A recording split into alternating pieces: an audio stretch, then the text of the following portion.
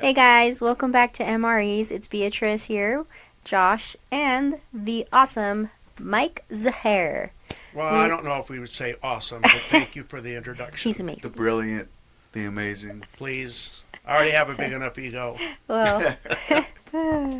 So tell me, what does the M.R.E. stand for? M.M.R.E.S. M.M.R.E.S. Mortgages, military, real estate, and stuff. Oh, I love how you guys put that together. I like to say real estate and educational stuff. Ah. I like to provide value to people if I can, especially veterans. Thank you for being on the show with us today. My pleasure. Thank you for asking me. Yeah. So let's just dive right in. Hey, Mike, what is it that you do at the Warrior Healing Center? What's your job? Well, I started off like in 2020. I was just working the front desk, and then I started that live stream show that I was doing for a while, interviewing other veterans about their service to our country. And as Josh can attest to, he was one of my guests, and I love sharing his story. And it was an amazing story to share. And what was so passionate about that is those stories stay up on the website forever. So as your kids get older and they have questions like, hey, what did Dad do in the military? So that was my original passion. I love that. And then somehow benefits coordinator job opened up, and I don't really remember how I ended up getting in there and doing that, but I've been doing that since October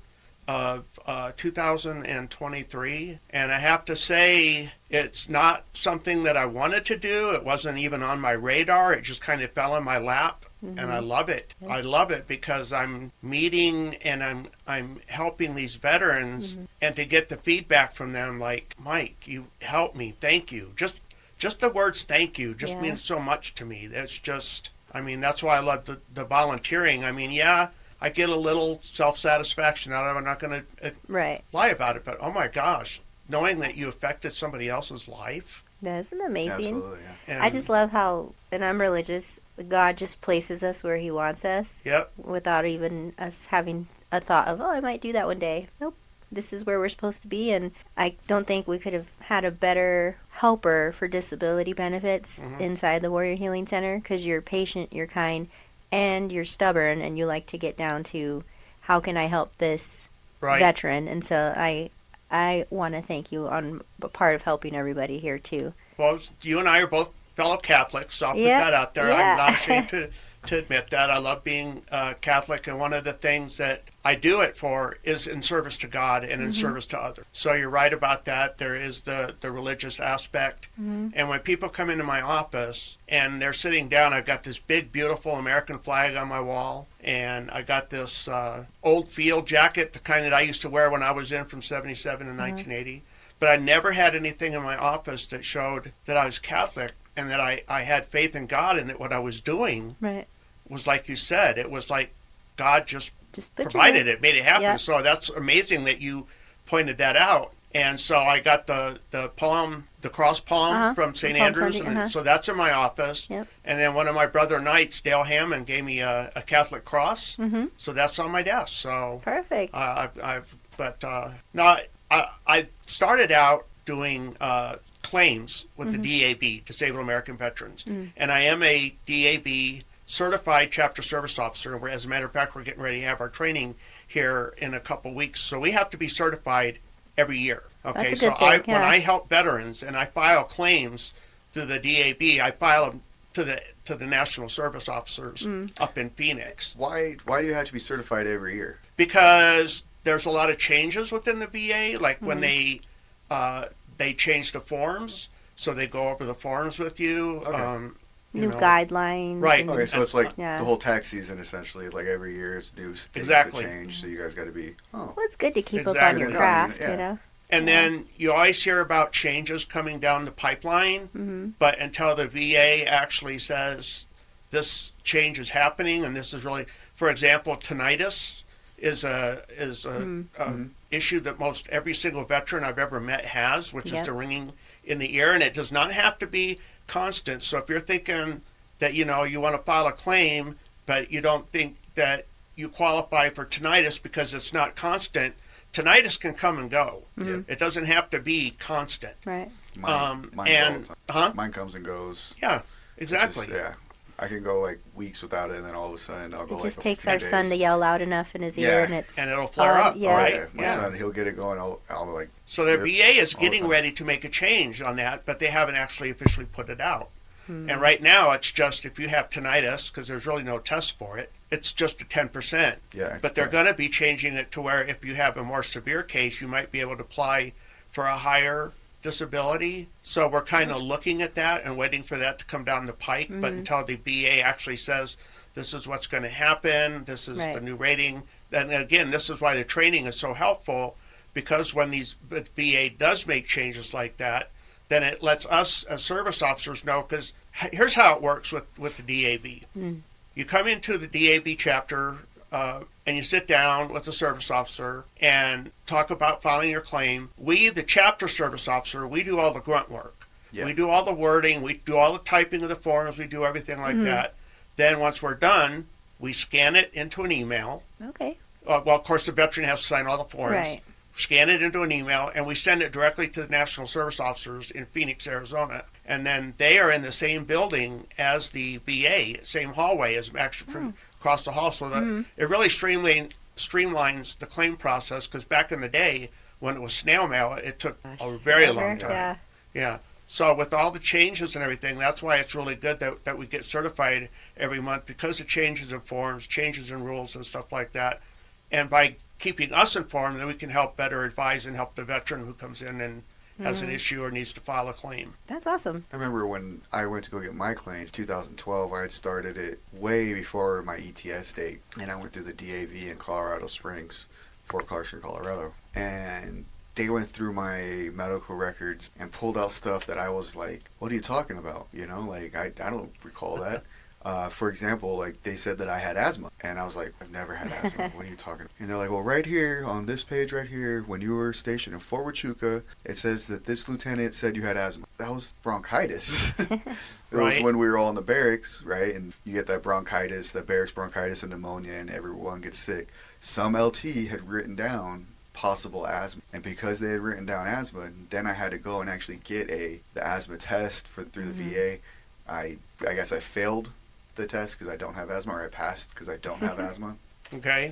But I thought that was interesting, because I was just like so many years ago, like, and they found it, and it was just the LT had just written on a doctor's note possible asthma, and I got tested for it to get a claim. I didn't get it, but I thought that was really interesting, like how, you know, in the weeds you guys kind of tend to get when you go through some of those medical records. You guys do your due diligence and search for everything. Right. You know, I think that's pretty impressive. That's why I always tell young soldiers now, document everything. You never know. You never know. Right. Especially with now the new things that are getting changed, agent tinnitus, all those new things. That's even crazy. It's always evolving. Yeah, that's awesome. And I can't tell you how many times it's touched my heart, almost to the point where I wanted to cry, or sometimes I don't know how to react, and I have to get somebody else that has dealt with PTSD and military sexual trauma, because some of these cases that we get, people feel shame. There should be no shame in wanting to file a claim for something that you suffered in the military. Or I didn't think I would be eligible for that. Of course you're eligible. If you were on active duty, and especially if you're a what we call Gulf War veteran or Persian Gulf War, anybody that's been in like Iraq, Afghanistan, and then there's just a whole bunch of other areas, including Somalia and stuff like that under the presumptives. So we had soldiers over there that were exposed to burn pits, sand, dust, and particulates, because sand is always blowing over there. You never know what you're breathing in. Right. I did a claim for a veteran that had exposure to the sulfur mine fire in Mosul. Wow. Wait, what year was that? Huh? No, we had a flooding. We were always worried. It was a sulfur mine, so there was all of that, you know, chemical and stuff. Yeah.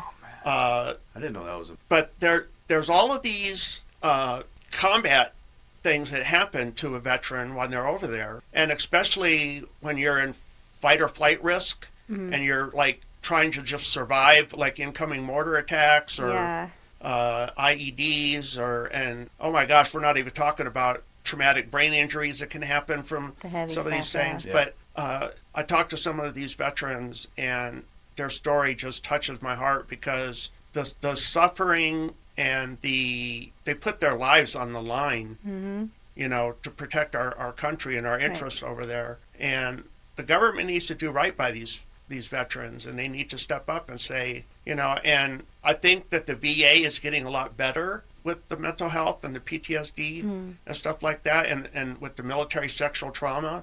But I think that there's always room for improvement. Yeah, I feel like that's been a long time where they've kind of lacked in that area. And I feel like nowadays it's being brought more to like, this is what's happening, help us with this problem, which PTSD is a huge one. Right. Especially you bring up sexual abuse or whatever it might be. Right. Sometimes these people had this and they never even brought it up because they were embarrassed or they were ashamed. And so the fact that they're able to say, hey, I went through this and I don't know if that counts. And you're like, what? Yes, it does. And so Right.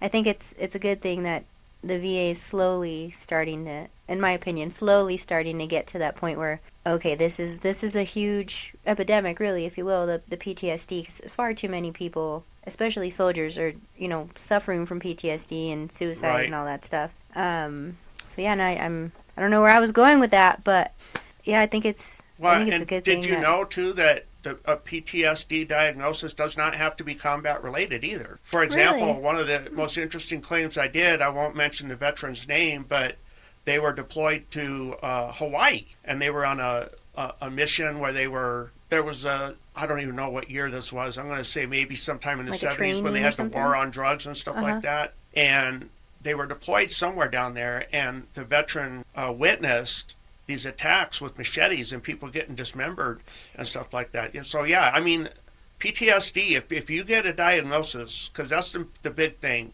you need to have a diagnosis of the condition, whether it's PTSD or if you've suffered a sexual military trauma or any condition that you're claiming with the VA. It's good to have a diagnosis on file. And I wasn't really sure he was, or should, I could say he, because I'm still not mentioning him. But I didn't think that it would fly. But, the saying, let's run it up the flagpole and see if it gets saluted. So we did, and it got saluted, and the veteran got a rating of 90%. Went from 0% to 90%, and was just... That's a game changer in someone's life financially, because it gives them money. Yeah, and then helps their with the benefits stress. are medical. Yeah. They get the medical care, the medications that they need. They're not having to pay for that stuff, and it's a game changer. That's amazing. Claps for that. Yeah. So speaking of diagnosis, and you said that they had to make sure they get that, what are the documents that a veteran should bring in when they're working claims? If they've never ever filed a claim, we need a DD-214 for proof of service. Okay, so that's where we get the ball rolling. And then, to my knowledge, the DAV is really the only game in town right now that is actively filing claims. So there's some other service organizations that you can go through, but I'm not sure what their procedures are, and a couple other service organizations, and I'm not going to mention who they are or anything, but are no longer doing claims. So, to my knowledge, the DAV is the only one. So, I would recommend either contacting me here at the Warrior Healing Center and getting an appointment, and then I can sit down and tell them everything that they need to do, what they need to do to file a claim, stuff like that. And then I can direct them to the right, person entity, over the DAV for help, or depending on the situation. In the past, I've done a few claims myself because... Here's my thing, right? I'm filing it through the DAV, and I'm not a person who, so-and-so needs to get credit for it, or so-and-so. A veteran comes in and they're in need. They're in crisis, right? Shouldn't the veteran's needs be the most important? Yes. Shouldn't their needs come first over, this service organization did it, or this person did it? I mean, the veteran needs to come first. Just take care of the damn veteran. Yes. Right. That's my opinion. So if that gets me in trouble with my local chapter, hey, I'm good with it. I think we got blessings from your local chapter to do it here. If I recall, right? Yeah, we got blessings because you're here knocking it out. I've sent you quite a few veterans here that you've worked with and gotten their 100% and stuff like that. A handful of people that we know, let alone the ones we don't know. So that's amazing. So Mike's camera's fucking crazy. Oh, it goes dark and then black? Yeah, it's bad. I don't know. Because I'm not moving around enough? It's like autofocusing. Sorry. It's going like, I don't know. Sorry. It's that big head. It can't focus on it. Yes. See, you're doing all this without Tim. Check you out. And You're look, the man. he's here right on time. Man of the hour. I just took It can't be Tim because I just said you're doing good without Tim. Good job. But now I'm having, I think it's the auto, just like how we said with Cat. Maybe. Hello. So yeah. You did a good job. That lighting makes you look super young, Mike. But I figured What's it out that? this time. The lighting's making you look super young. So he goes. You Well, look 10 years younger than My me. shirt is definitely not that color green, but that's all right. So then you're trained through the DAV Right, to help people file claims right, through the DAV. correct. Okay. So, because we're volunteers, so we don't get paid, Mm-hmm. and the national service officers, they're paid. Gotcha. So they are the ones that once the claim is submitted to the VA, Mm-hmm. and then they go in and will act on the veteran's behalf to find out what's going I on see and what the you're claim saying. and stuff like Okay. that. So, and they've been pretty successful getting veterans increases. Yeah, well, they got good volunteers. Well, Time out. I gotta fix Mike. All right. Does that look what you're thinking of? Yeah, there we go. Hi. How are you? I am good. How are you? Good to see you. Good. Uh-oh. because it likes you. Bloops. Get away. Wow, you get a hug, I get a fist bump. Yeah, you better get used. All right. Look at that. It's actually an interesting, like, green saver vibe. Yeah. Oh, I think that's the best I've looked. Look at all those pores. All right. So Yeah. next we're on the question on whether they're eligible Yeah, but I have another follow-up question to what? for the. Okay. What is Yeah, I it? didn't want to cut it. For 1 second, he was like looked like normal white, and then he was like just shadow like red. I was like, I can't. It was reading your aura. Yeah. Hopefully not. And the good thing about because we're recording, edit all this out. It'll act like So it. you're rolling. Yeah, it's been recording. Yeah. Like, hopefully, right? Yeah, it's been recording. It's good. So, yeah, that would be interesting. Like, we need Take you back in the one. studio, Mike.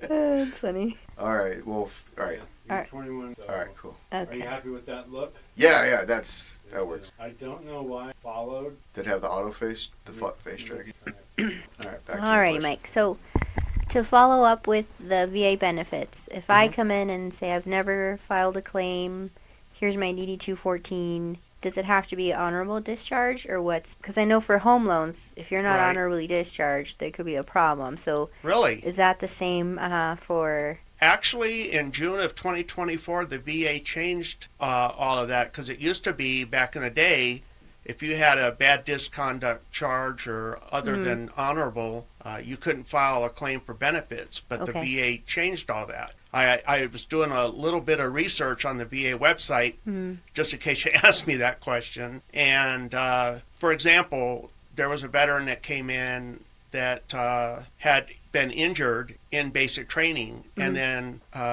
was released from active duty with a general discharge and something about administrative, but there was nothing that said that we couldn't file a claim on it. Oh, cool. So I haven't heard back from the veteran or anything yet, but I mean, there's no, just like there used to be like limits and stuff, and I think a lot of that stuff is changing with the VA good. now. Oh, good. So it's changing for the better, it sounds like. I hope so. Yeah. B Okay. learned a trick a couple weeks ago about the VA loan that I thought was pretty interesting. Oh, yeah. So I took another VA lending specialist class because that's Right. That's just who I like to help is the veterans get into homes. And turns out that if you have a dishonorable discharge or less than honorable, but you re-enlisted at least one time honorably, you still qualify for a home loan. Oh, So wow. for people out there, if you were bad girl or bad boy, but you had re-enlisted one time, you can still get your VA home loan. So I in did order- not know yeah. that. I just under the Because in order to re-enlist, you have to have a honorable discharge. discharge. Right. Yep, So as so long that's as you the have catch. it once, That's all that then matters. that's all that matters. You just Right. need that DD-214 showing honorable at one point, and then you can get a home loan. So that class taught me a whole bunch of new things, and I'm excited to help more people get into homes. But yeah, let's stay on the topic of helping people with their claims. Okay. How does a veteran know if they're eligible for VA health care? Anybody that has served in the country is eligible for VA health care. They do at the clinic or at the hospitals what they call a means test. And so depending on what your income is, some people make too much money and therefore maybe they're not qualified for it. But most people that are qualified for it, you do not have to have a service-connected disability in order to get treatment from the VA healthcare system.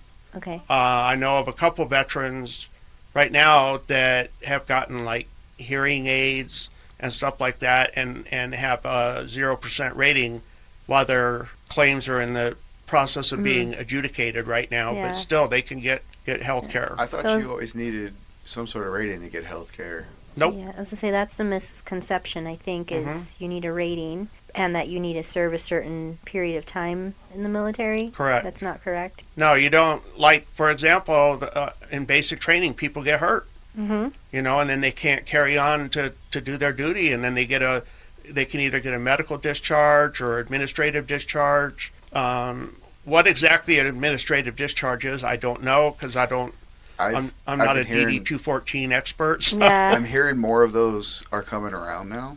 The administrative. I've seen a couple veterans that made it through basic and AIT, and then were discharged instead of sent to their units because I think they were using that for COVID too, weren't they? Administrative. Oh, maybe. I think If so. a soldier and didn't want to get the. And it's been very weird because, you know, being the old school, like you always just send them to the unit and let the unit deal with them when they would have an issue, especially coming out of AIT. I can't tell you how many soldiers we would get that were barely making it and they'd come straight from AIT to the unit. And it'd always be like they just push it on. But now I know a couple that they got sent home on sends like, hey, you know what? You've made it through basic, you've made it through AIT, give it 6 months and then join again and come back. Right. And that's like, wait, what? Yeah, I mean. You have an M.M.R.E.S. You have an identifier. Why would I come back? you know, like I can go get a job in the civilian market now that I have that M.M.R.E.S. But that's the thing I've been seeing more and hearing more is administrative discharges. I don't know how that works for benefits and home law. Interesting. I don't know how it was when you were active duty, Josh, but I served from 77 to 80, and when I went in basic training, we didn't know what injections we were getting. Oh, yeah, no. They just had 2 lines, one on each side, air guns, and you just walked down, and it was like zap, zap, zap, zap, zap, zap. Yeah, roll up your sleeves, and then the last one, drop your trousers because they got you in the butt. Yeah, same thing. I mean, it was... And then you just kept on walking. I remember one of the times before I went to, I think it was Iraq or Afghanistan. I think it was Iraq. We were doing our pre-deployments and, you know, getting all our vaccinations. And there's just one soldier that as soon as the nurse pulled out the needle, you know, popped it off and stuff. And it was like, doot, did a little squirt. You saw this soldier go and just full down, pass out. And the nurses are all looking at me like, what do we do? And I was like, you pull up his sleeve and give him the shots. It's your best opportunity. So that's what they did. They gave him the shots, and then we got him up and woke him up. And like, hey, you're good. Way to go. You made it. So I Googled administrative leave from the military. Administrative leave or discharge? Oh. Yeah, administrative discharge. Because administrative leave, that's more of the officers. Yeah. Okay. An administrative discharge in the military is a non-punitive separation from service, typically for reasons other than a court-martial conviction. So I think those have been... back in the day, they didn't call them those. They would just give them the article. Yeah. It was always like the failure to adapt. Yeah, remember those? so common reasons include performance issues, failure to adapt, misconduct, medical conditions, or violations of military policy. So I think you're right, spot on. Yeah, they used to call it one thing. I think they just articles changed it. Yeah. It was instead of calling failure to adapt because that puts a negative stigma on the individual. Now they're calling it this and trying to lump it under. So I'm going to continue with another question. I love asking questions because I love learning. What's the difference between service-connected and non-service-connected benefit? Service-connected would be anything that, any disability or any injury that you got while on active duty. Mm-hmm. So, for example, you could be, let's say, in supply, right? And you're doing a lot of heavy lifting. Mm-hmm. And so you get out and, you know, when we're young, our bodies, we figure, yeah, we can handle it. So few years down the line, you know, your back starts hurting. Yeah. Well, why did my back start hurting? It didn't bother me before I enlisted in the military. Right. What'd you do? Oh, I did all this heavy lifting. Oh, well, that's why, because that's, you know, so that would be like a service-connected disability. Another one would be like a lot of military. One of the first things we did. Well, I don't know if it was one of the first things we did. One of the first things we did was got a haircut when in basic training. But when you went to the weapons range. Okay. So we're firing M16s, and we're throwing live grenades. And the hearing protection that we had wasn't the best hearing protection. Especially when you were in. Yeah, so it you makes get... me think of the movie In the Army there. Now. Yeah. Yeah, so you get hearing damage, right? Well, guess what? That's service-connected to... But you can also have non-service-connected disabilities as well. You won't get paid for them. You won't get rated for them. Okay, but you can still get treated for them by the VA, depending on like what your rating is. So and then there's also like secondary conditions, right? Mm-hmm. So a secondary condition could be like, okay, so again, let's stay with the back. You hurt your back. Mm-hmm. Now your hips are hurting. Well, why are your hips hurting? Well, you did heavy lifting. Well, you can either claim the hips as pain and it's on its own, due again to the heavy lifting, or you could also claim it as a secondary condition to the lower back condition, and that would also make it service connected. Oh, okay. But a non-service connection means that you're not going to get a rating or paid for that. But you can still get it treated. Right. Okay. And then the VA does pensions as well. I haven't personally done one. No, I think I did. No, I take that back. I did do one. Mm-hmm. And it was for a widow's pension, but it wasn't for a veteran. But there are pensions that a veteran can apply for, and those are for veterans that are like maybe struggling financially, can't make ends meet, they don't have any service-connected disabilities, then they could go the pension route. Okay. I did not know that. That's a new one for me. Yep. Yeah. I mean, it's not a lot of money, but I mean, every little bit helps. A dollar's a dollar, right? Especially every nowadays. Little bit helps. Yeah. Okay. Do you want to ask some questions? I have all the questions in the world because I love to learn, but I'll let Josh do one or two. All right. Let's see. Our next one that we had. Hit me.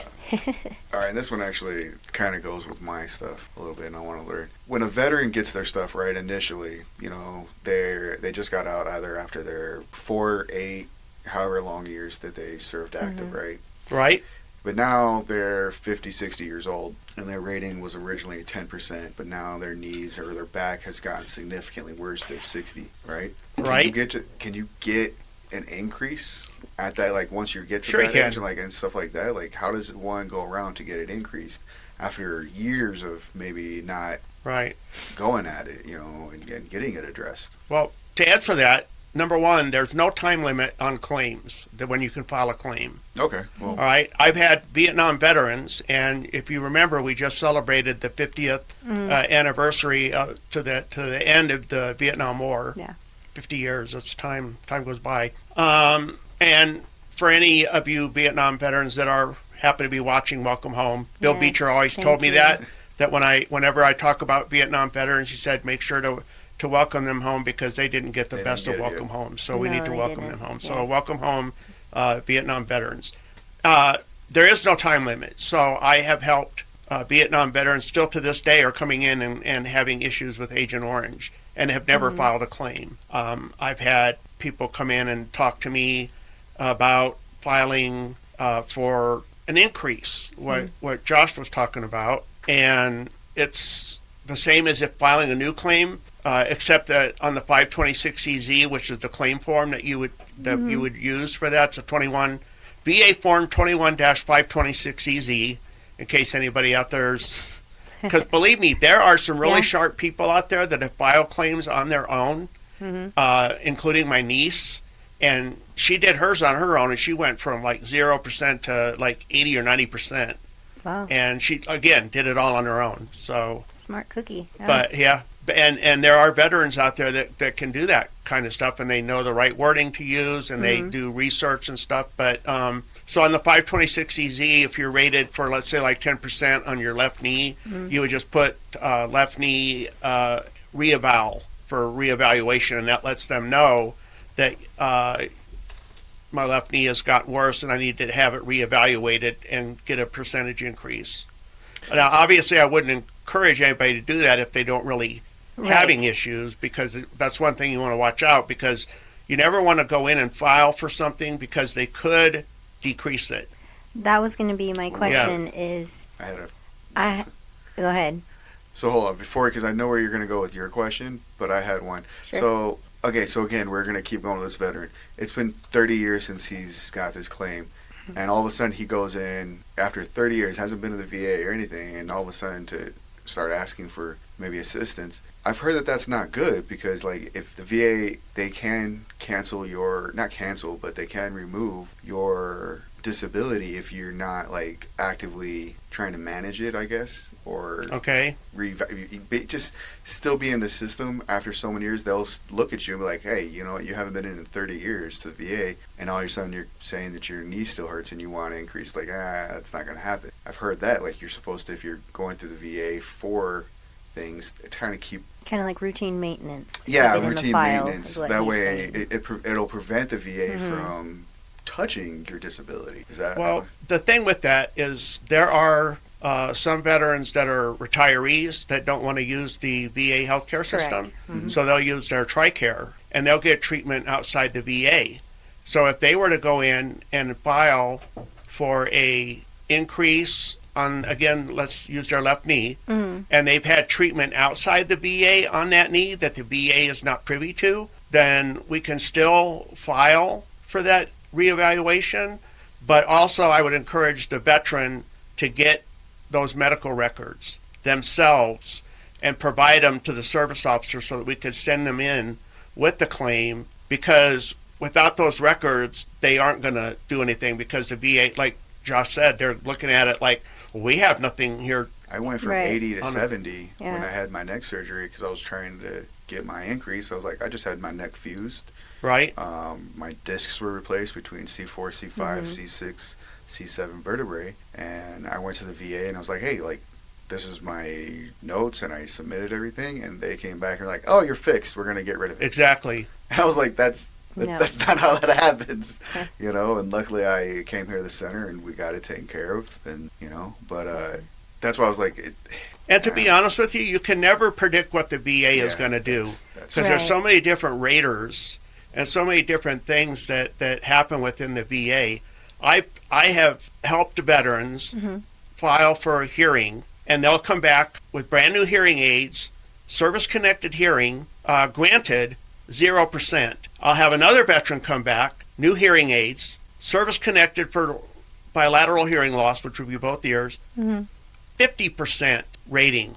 So there's really no way to predict how the VA is going to act, because depending on who the rater you get, and that's why there's all of these appeal processes. Say that you can appeal. Is there a limit on how many times you can appeal? No. Okay. Because you could do like a supplemental claim. Like, let's say, like, for example, you file for lower back pain. Again, we'll stick with lower back since that seems to be working for me. And you're denied. And the VA doesn't know that maybe you had treatment at a urgent care facility or something like that. Get those records. You can do a supplemental claim, because that's called new and relevant medical information, because that means the VA has no knowledge of those records. And it's so much easier for the veteran to get the records themselves. Because there is a form that you can fill out. It's a VA form 21-4142/A, and you can request the VA to get the records, but that's going to take your claim out of the like fully developed status, and then that'll put it in like the standard process, and it's going to slow it down, because then the VA has to go out and get the records, and that's time almost consuming. Backs it down. Yeah, that makes sense. Whereas if the veteran provides all that stuff and it goes in, and they've got everything they need right then and there to make a determination. Here you go in your face, make my decision. Yeah, exactly. So I'm going to lead into a little bit different area. Curveball. Well, you're probably prepared for it, because I'm sure you've heard fan, all of the things. Yeah, likewise.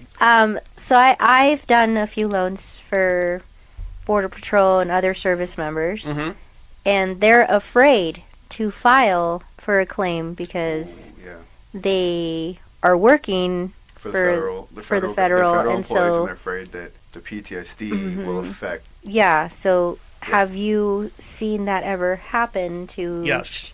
Okay. I don't want to name names or again, and I'm not even going to say what what branches or anything like that. I'm just going to give a very generic answer. Sorry for that. But it seems like people feel that if you're diagnosed with PTSD, that it's a stigmatism, and that once you get rated with PTSD, that you're not normal, that you can't function, that you can't hold a job.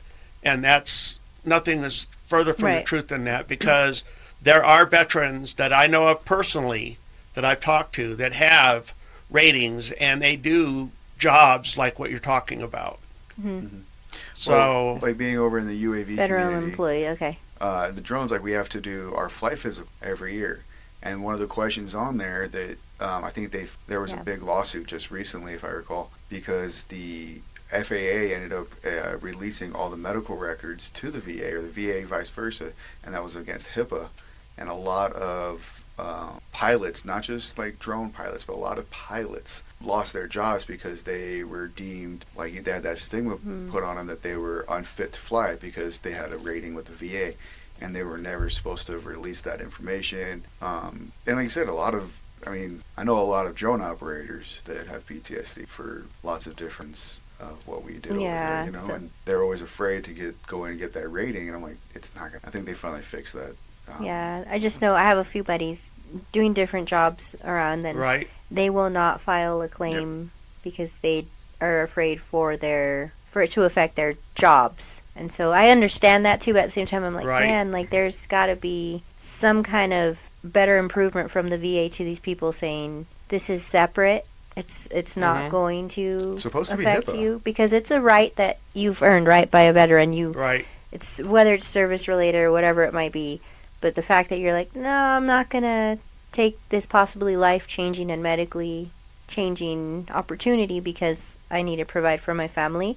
I understand that, because it is scary, but at the same time, it's like... It's not right. It's not right. And so that's why I wanted to hear from you if you've ever seen that crossover to where it affected somebody's employment. I don't think it has, but you would know more than me because you deal with the only people, like claims. I said, the people I've talked to still do their job, day-to-day jobs and stuff like that, and I haven't heard of anyone. You wouldn't notice that they had PTSD, because you have to remember that affects everybody differently, and everybody deals with it differently, right? Some people take medications to help keep it under control. Some people do meditation. What is the homeopathic remedies to deal with that? Some do counseling, but just because you have PTSD, that doesn't mean that there's something wrong with you and that you can no longer be a contributing member to society. Correct, yeah. Like, would you guess I have PTSD? I've gone to college 3 separate times, and now I'm doing a 4th career that has nothing to do with college that I went to for, so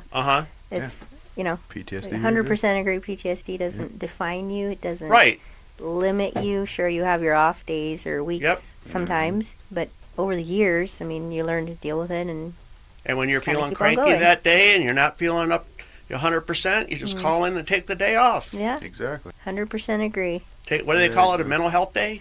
Yeah, and I think those need to be implemented more. Instead of I use the term pacing. Sick days. Yeah. You use what? Pacing. Pacing. Pacing. That's what I've been trying to do. Like, don't do too much. Pace yourself appropriately. Don't put too much on your plate so you don't get overwhelmed. Make sure you do take those days every now and then for yourself, to just reset. Because if not, you get overwhelmed, and then that builds up. Kind of snowballs. It snowballs. It's very quick. So, another question, and you probably answered it, but just so I can reiterate. If I'm new, I've never filed a claim, and I'm like, I want to do this thing, what is the best way for me to help somebody like you submit a full claim, a fully developed claim? So the fully developed claim, what that means is that you have all of the medical information handy and ready. There is a process that, so you have everything ready. You bring it in. We sit down, do the fully developed claim. I've seen them go through within 3 months. Okay. If it's fully developed, 3 to 4 or 5 months maybe. That's pretty quick. Yeah. But again, if anything's missing, for example, if you... Here's one of the biggest issues with doing claims. And it's that when we're in the military, we are focused on the mission, right? Sick call is not an option. So if you get hurt, you suck it up, you gut it out, Yep. and you continue on. You don't complain about it, you just soldier on. Mm-hmm. And so veterans feel, well, since I didn't go on sick call, I can never file a claim. That's not true, okay? It's not true. You can file a claim.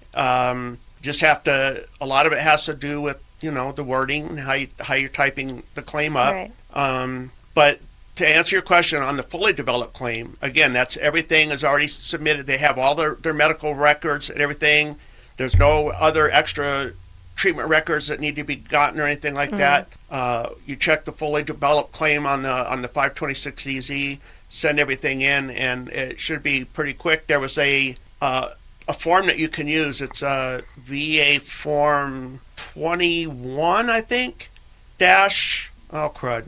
I had it on the tip of my tongue. I forgot. The fact that you know these forms by the numbers is so impressive. I'm trying to remember most of them, but I get them confused every now and then.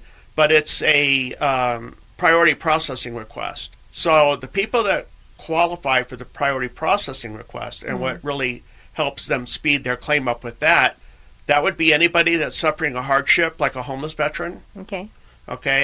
Somebody that's having a hard time making ends meet, can't just, they're like 5 cents in their checking account and 2 months behind on their mortgage and stuff like that.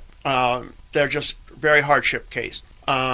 If you are a Purple Heart recipient or a Medal of Honor winner, you can have your claim priority processing. If you're 85 years or older. So I did a claim a couple months ago and used a priority processing request on a gentleman that was 85 or older, and boom, got his rating that quick. I mean, that's like 2 or 3. That's unheard of. I think we got one of my old clients in here. He was like, But then they also have like there's like six different criteria that you can meet to have this priority processing request done, and it really helps speed up the claim process as well if you meet one of those.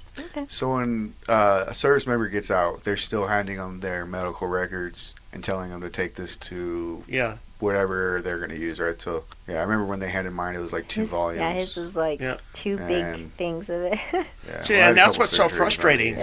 Because when they give you your medical records now, it's on a CD usually. Yeah, I had a CD as well. It's pretty easy to lose a CD. Well, no, but the problem is it used to be you could go over to the CBOC, that's community-based outpatient care. That's what they call the Sierra Vista Clinic. So it's CBOC Sierra Vista. And they would scan the records in to the veteran's file. Oh, wow. Supposedly, they no longer do that. So now for the veteran to get that done, what do they have to do? They have to drive all the way to Tucson to the Southern Arizona VA healthcare system and go to the FOIA office, Freedom of Information. And I believe it's down the hall building, between buildings 80 and 58, or is it 60? I don't know. I haven't been there, so I'm trying to remember. But there's like at the back of the VA hospital, there's a little traffic circle back there with the American flagpole. Oh, there. Huh? I know where you're at. Okay. I think that's building 60. Yeah, you're probably right. I mean, there's so many, that compound's hard 61, to get. I don't know. But anyhow, you go in there, and then go in and make a left, and then the FOIA office is there on the left unless they moved. And the VA is good about doing that too. They'll move offices around all the time. But that's how they get their records scanned in is they take them in there but it's just, it stinks because that's a long drive. The other way to do it is you have to be computer literate, and I can't tell you how many Vietnam veterans hate computers. Right? And they don't want to take the time to learn how to go to va.gov, and if you have a claim that's pending, you have to have a claim that's pending. You can go on to va.gov and you can upload your medical records that way as well. And then you could also go through the archives, right? The National Archives, is that another way? And request them. Them, yeah, right. If for some reason there's a little bit of a turnaround time. Usually the military does that, though. They when you file a claim and if the veteran doesn't have the records, the VA usually files and gets the records because I didn't know that. Because in the rating decisions, in the rating decision letters, it'll say military treatment records acquired from, and Oh, yeah. it's just a longer process because they're happening to go out and get it. Yeah. Yeah, I know. One of my friends, his records were in one of the places that either was burnt or flooded. So he's having a hard time with his records. Yep. All right, Mike. So, if I was working with you and they're like, B, you are too healthy, denied, how do we appeal it? And what's the time frame for those? Or I guess it depends case by case. So if you have a denial, again, you would need what we call the new and relevant medical information. Mm-hmm. So we just provide more info to back the case. More info to back up the claim, and then we would resubmit it on a supplemental claim. And if you don't have any new and relevant information, then you do what we call a higher level review. So what that does is that goes back to the VA, and then whoever that rater was that made the decision on your claim, they take it away from them, and then they give it to a different rater with a fresh set of eyes and make a decision. And I have seen the higher level review work. It doesn't always work, but I have seen it work in the past. Oh, good. And if that doesn't work, then you have the Board of Veteran Appeals, which could take years. Oh, goodness. Yeah. That sounds like. So the next two questions that I have here, I want to hit on because on one of them I have an update from a mortgage standpoint, which is kind of a bummer. But you tell me, what specific programs or benefits are there for veterans who are homeless or almost homeless? I mean, I know there's programs around the world that are willing to help take them in and help feed them and get them started. But from a VA, DAV standpoint, what programs are there to help those people who are... I would actually encourage a homeless veteran to contact the Warrior Healing Center because I don't know a lot of what those resources are for the homeless veterans. Okay.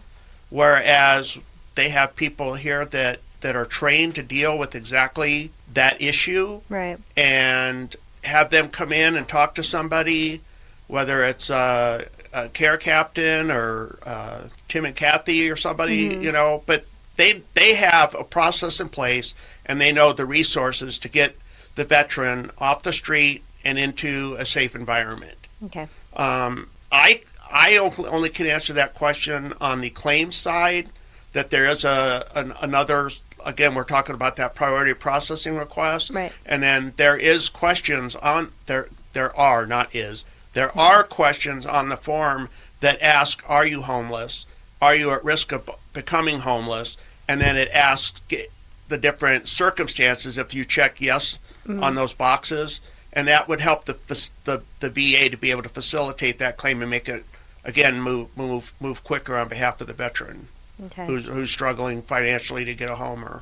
Yeah, so the reason I wanted to touch on that is because I knew you would say the Warrior Healing Center is a place to go, because we're just going to cut the BS and we're going to help you, get you off the street, put you up in a place, and not just say, okay, in 2 or 3 days, all right, bye, good luck. They're actually going to take the time here at the Warrior Healing Center to set a plan in motion to help you not become homeless or to get you off the street and help you get better. Not to bag on the VA at all, because they do good things, but they're very much like, okay, here you go. And the reason I'm touching on this is because they used to, and I say used to because it ends this month, is the VASP program for mortgages. So if you were going to go into foreclosure or you're having trouble making payments or whatever, they would help you, and now they won't. So things are changing mostly for the better. But again, like, I feel like here at the Warrior Healing Center, I'm not saying they're going to pay your mortgage for you. They're going to find other options to help you. Maybe it's to help you get a side gig or whatever it might be. And so I just wanted to touch on what benefits or what programs are there. And I knew you were going to say nearly nothing. I mean, there's some out there. But if you're talking here locally, or even locally if you're listening from out of state, look locally first, because your own people that surround you are more than likely going to help you and love you harder than going to the VA and having to sit there and wait. Because I've heard the saying, hurry up and wait. And I feel like the VA is still very much hurry up and wait. And so they're getting rid of the VASP for mortgage. They don't really have too many benefits to help you get up off the street quickly. So, I mean, wouldn't you say, Josh, locally I think is going to be the best way for people who are struggling with that, is look locally first, get your help first. And so I don't know if Yeah, just unfortunately there's not a Warrior Healing Center everywhere. That would be amazing. Yeah. I've heard that a lot of times. You know, like imagine if there was a place like this in every single major city. But you know, Josh, I'm a big Facebook fanatic. Most everybody that'll see this probably knows that I put a lot of my business on Facebook. I have nothing to hide. I'm not ashamed of. Well, that's what makes you so lovable. Who I am. So, but K101 had asked this question about like if you had all the money and what would you do with it? What would your passion project be? And I said, well, I'm already doing my passion project, and I tagged the Warrior Healing Center, and they responded, and that made me feel nice that they know it. But why did I bring that up? Because the Warrior Healing Center isn't out there doing it for themselves to thump themselves on the chest and say, hey, look at us, right? That's not their mission. If you talk to Tim and Kathy, if you actually came in and sat down and talked to them face to face and got to know them and know what their mission is, it's not them putting themselves first or putting the Warrior Healing Center first. They're putting the veteran first and what the veterans needs. First and foremost, every time. First and foremost. Yeah. And that to damn with anybody that doesn't like that, but that's what got me hook, line, and sinker. Because to me, it's about the veteran, not about the organization that's doing the work. Bureaucracies and the red tape. Correct. And well, no, but you just shouldn't.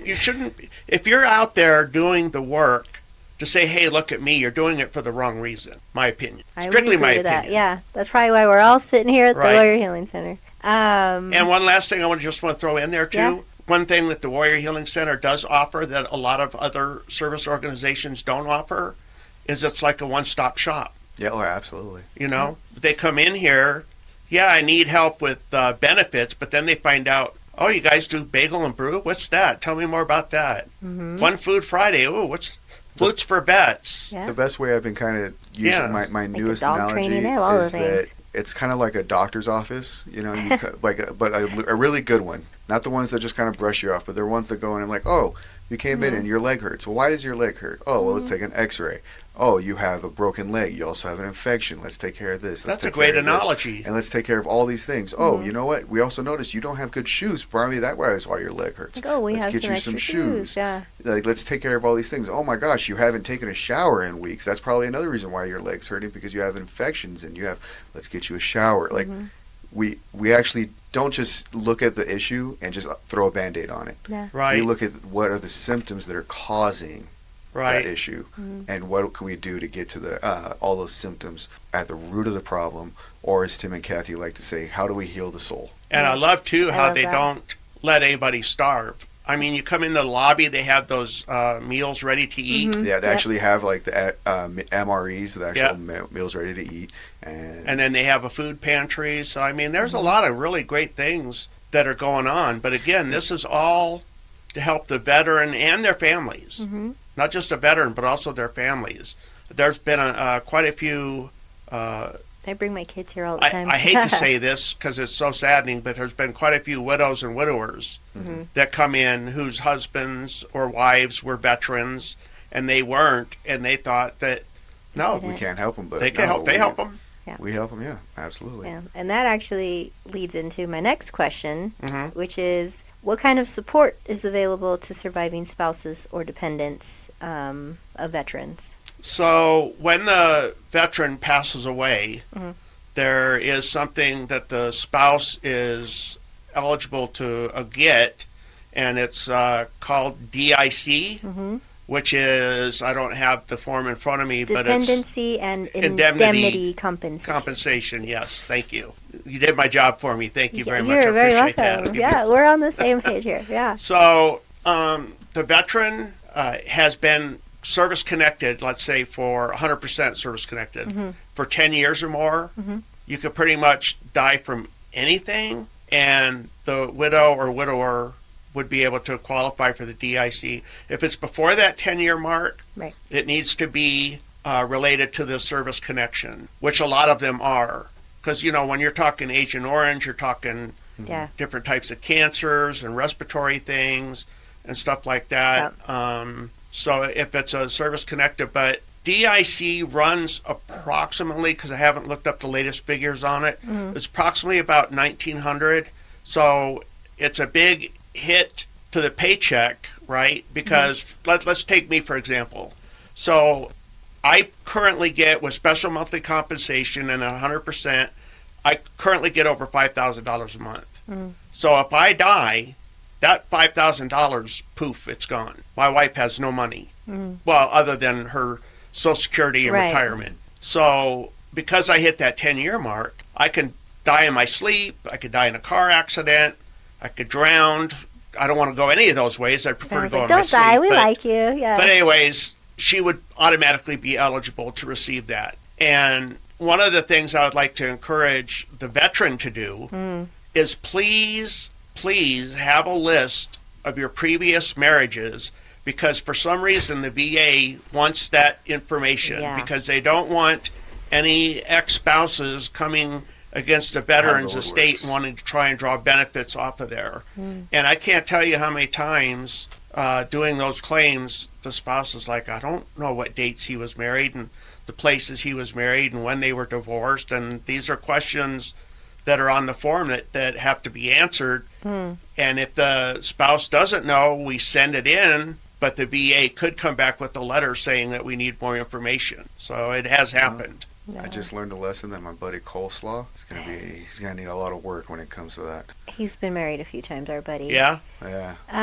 Well, and I don't know. I know quite a few vets that are. I think isn't there somebody here at the Warrior Healing Center that had or was working on a estate planning or something like that for.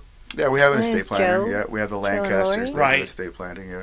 Because the reason why I asked that question is because that would be perfect for them to be able to talk about, because the fact that there's so many different cases and each case is different, and a lot of people they can actually tell you in advance and set things up for you in advance so that you're not happening to wait until it's too late. Oh, it's another service we offer here at the Warrior Healing Center is the Lancasters with all their legal advice and help for the time being. Well, they were casualty assistant officers in the military. Yeah. And I know that Joe's going to be taking his bar here very soon if he hasn't already. Exciting. Yay, Joe! Yeah, if he hasn't already taken it, he's taking it here soon. One of the two. So good luck, Joe. You got it. Yeah. Good luck, buddy.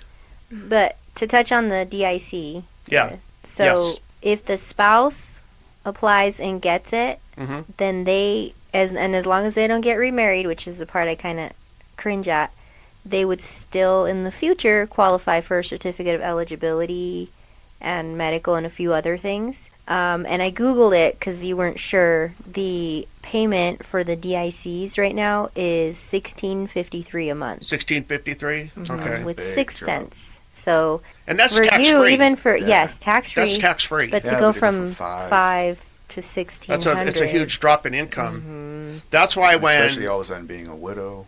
Well, that's why when I got my 100% and we had to rebuild our home because of the Monument wildfire loss, I opted for the mortgage insurance, so that like I currently have a mortgage. I think we financed like $250,000, and then we got it paid down to like $80,000 already. Wow. And then my dad, he built a casita in my backyard, so now my property value is like doubled. So my property but what I'm getting at is when I die, house is paid off free and clear, so my wife won't have that debt. And then as she gets older, if she needs to move into care or whatever, she sells the house, she's got all that money there too. So at least we have something kind of planned up. So that, I mean, that's a sad topic to consider, but I mean, but it's part of life, it's part of reality, it's what we deal with every day here. Yeah. So any questions here, babe? I think one of the last ones that we're going to be doing is, in all your years here, like I said, you've done interviews, you've done claims, you've done outreach. You go and do different events for the center and show your face.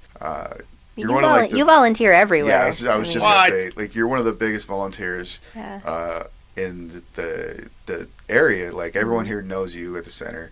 Everyone at the DAV, the Legion, the V. Everyone sees you and knows who you are because you get around and volunteer. That we obviously know you love it. So, with all those things that you've done and all those places you've been, what would be the one story that stands out the most for you for here being at the center? The one that you have a day and you're like, you know what? I don't want to go into work today. But you look at your calendar and you say that you got like 5 veterans that have lined up for you. Right. And you're like, I can't cancel on them because, you know, and you use that one story, or what is it? Almost like a driver. Like what's the one that drives you on those days where you're kind of... You just like, Yeah. It's really weird because before COVID hit, I was self-isolating. Before self-isolating was even a thing, I just stayed home every day. I was watching TV, playing video games on my Xbox. I'm a big Xbox gamer.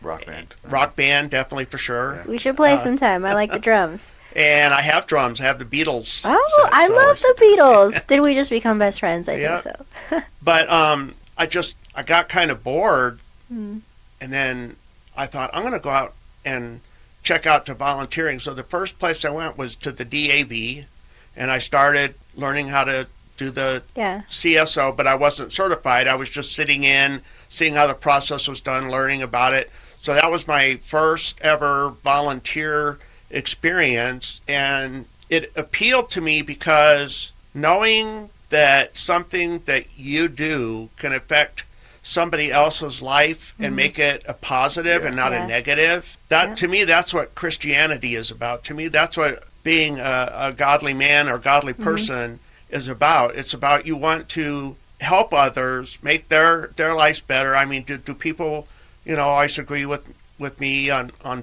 politics and stuff like that? Well, you know what? I don't take a lot of the politics stuff like to heart, because I still respect like other people's opinions and stuff like that. But just the fact that seeing, wow, I had no idea. That's the thing. I had no idea what effect it was going to be when I first started. Then when you get that feedback, because you don't always get that feedback, right. And then somebody says, oh, well, they recommended me to come see you because you did such good work. Or just the other day, Kathy told me, was it Kathy? I think it was. Gosh, I don't know now. I'm trying to remember. But anyways, had said somebody called and gave me a glowing recommendation on how professional I was and all this. And you know what? I never thought about that, because that comes naturally to me, because I care about people. I care about how they feel. And again, I don't care what the color of their skin is. I don't care what their religion is. I don't care what their political affiliation is. They're a veteran. They served our country. They're coming in. They need help for whatever reason. Right. I'm going to help them. I'm going to do what I can to help them. And I think that comes off across. Like, you're very genuine, so it's natural to gravitate towards you and know if you don't know the answer, you're going to try and help regardless, because you like to help. And so, but again, to touch on that, I think we're placed where we're meant to be without us knowing. And lost my train of thought again. Well, one of the biggest honors that I had was Bill Bates. He goes to St. Andrews. He's a Knight of Columbus. He said, Mike, I'm going to put you in for the Veterans Wall at Canyon Vista Memorial Hospital. Yeah, that was awesome. Medical Center. And I was like, that's not really my thing. I only served 3 years. I just, but in those 3 years, you served like 6 different organizations. No, I'm talking about 3 years in the military. Oh, okay. So then I told him, I says, look, if I can represent the Warrior Healing Center, the Elks, the Knights of Columbus, and the DAV, and it helps get their name out, then I'm good with it. So it's not like I wanted the personal accolade, but it's so weird because I get messages on Facebook, hey, I was at Canyon Vista Medical Center and I saw your plaque on the wall, and I didn't realize that you volunteered for all these different organizations. So again, it's not about me. It's about these organizations that I passionately care about, and I care about the DAV. I care about the Knights of Columbus. I care about the Elks because I do the Elks in honor of my father, who passed away last September. He got me into the Elks 15 years ago. I miss him desperately. I miss him dearly. Your I love father him. He was a great, right? Wasn't he a leader? He was the exalted ruler in Lake Havasu City. There it is. Wow. Yeah, and then the Warrior Healing Center, when I got around all these like-minded people and saw everything that they were doing and had everything going on. I mean, and just to imagine, when this place was first founded, it was just going to be a dog training facility, right? And look at what it's blossomed into. Yeah. And if this place wasn't so awesome, then why are there so many awesome people volunteering here? Oh yeah. That's all I got to say. Yeah. Well, look at also what you've done. Uh-huh. Like besides all that, you have the Michael Zehr show, which has over 100 episodes. Well, I haven't been doing that lately. I But kind still, of took a break from over it. 100 episodes. That Right. means over 100 veterans Right. you interviewed. Some of them twice, but still, like I know you had. I was on there twice with Yeah. you, but still, it's 100 stories that you have documented on YouTube. 100 veterans got to get on there, tell their stories, and it'll be forever, just like you had mentioned earlier. yeah, Yep. my kids will be able You to know. go and watch it one day. Yeah. And I got to interview at that time Mayor-elect, Mm-hmm. and he's on the wall also. Yes, yeah, Yeah. You both of you got in that same Yeah. class. Yeah, So Pretty him and I cool. have that. And then I got to interview Sheriff Daniels. Mhm. Yep. Those were two really memorable interviews. So I'm hoping to But- get Mr. McKee, or Mayor McCaw in here. yeah, I'm hoping to get him in here. but I got to Yeah, tell you, every single interview that I ever did, to me, it was worth it, and I loved doing it because it was telling a veteran story, and I think that their stories and their service to not only our country but to our community, I think these stories need to be told. Yeah. You know, because people don't know, and again, I had an uncle that served in the Navy in Vietnam, and there's no tribute or anything left to him other than, yeah. you know, I mean, because he's no longer with us. So the fact that these videos, these interviews will be up there so that, like, when your kids get older, Yeah. and maybe dad doesn't want to talk about what he did to them in the military, but you could show them. Mm-hmm. Just go to the Warrior Healing Center webpage or YouTube, and Yep. and it's right And there. We'll find you there. hmm Well, Hey, Mike, you got an appointment? All right. Well, and on that note, almost done. yeah. After 12 o'clock. Oh, So Is it Mike, really 12:30? Mike, being the busy man that he is, has to go and knock out some claims right Yeah. now for the center. So we gotta start wrapping this thing up. So do you have any more questions, B? no, just if you could give us what is your biggest piece of advice to a veteran who doesn't know where to start with their VA benefits? The first thing I would advise them to do is go and talk to a DAV service officer over at the Chapter 14 over on Wilcox, or come here to the Warrior Healing Center and talk to me, and Or we'll your sit local down DAV. and give them the guidance and come up with a game plan and plan of attack, as you could say, as far as how we want to tackle their claim. Because the thing about a claim for a veteran is every claim is unique. There's no identical claim. They're Right. all unique. Different. Yep. All right. Well, I know you're busy. I don't want to keep you any longer, but I do want to say I appreciate you.